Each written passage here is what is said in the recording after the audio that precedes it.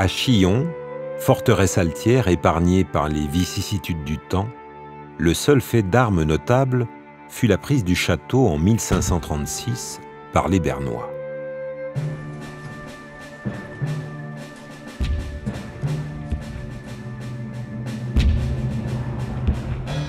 En 1536, au début de l'année, la République de Berne déclare la guerre au duc de Savoie.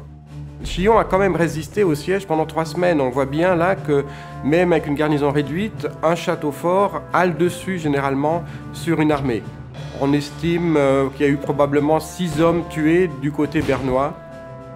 Le 29 mars au matin, l'armée de siège essaye de lancer un assaut et Antoine de Beaufort capitule.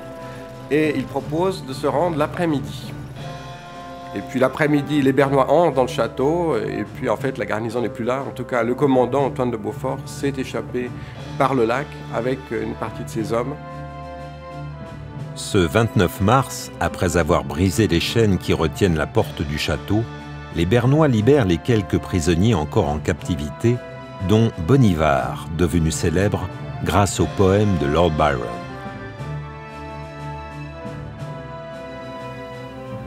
Le site de Chillon se comprend très vite quand on y passe, notamment quand on le voit depuis le lac, voire depuis l'autoroute. C'est ce passage obligé entre le lac et la montagne.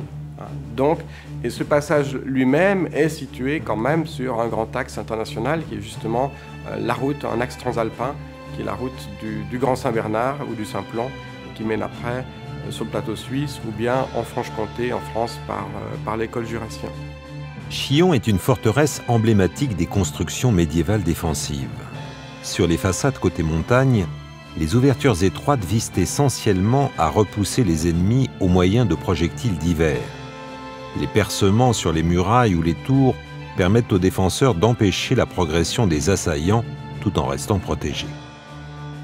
Archères, meurtrières, canonnières et créneaux se succèdent au fil des murs.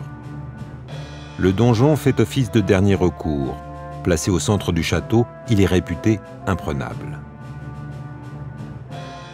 La garnison du château doit rester constamment sur le qui-vive.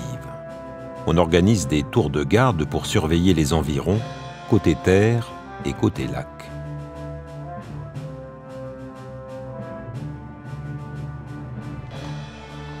Les soldats s'entraînent au maniement des piques et des armes de jet. On use couramment de hallebardes lors des combats.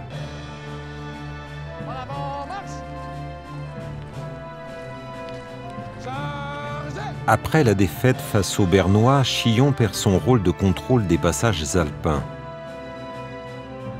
Pendant la Deuxième Guerre mondiale, un fort militaire est construit, caché dans la roche, sous la forêt, en face du château. Il témoigne de l'importance capitale de ce lieu au fil des siècles.